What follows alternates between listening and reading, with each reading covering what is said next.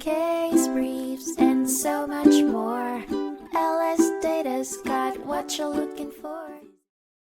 The FAA defended its decision, asserting that it had complied with the regulations by comparing noise pollution levels between the proposed replacement airport and the current one. The agency had also determined that the new airport would not significantly increase the noise pollution in Zion National Park. However, the court found that the FAA's limited analysis did not sufficiently consider the cumulative noise impact on the park. They emphasized that such a comprehensive review must take into account the potential combined harms of the project in addition to its existing conditions. The court concluded that the FAA's declaration about a lack of adverse effect on current noise levels was unsupported and ordered a reevaluation. Based on these inconsistencies, the court instructed the FAA to complete a more in-depth analysis of the project's potential impact on the natural quiet of Zion National Park.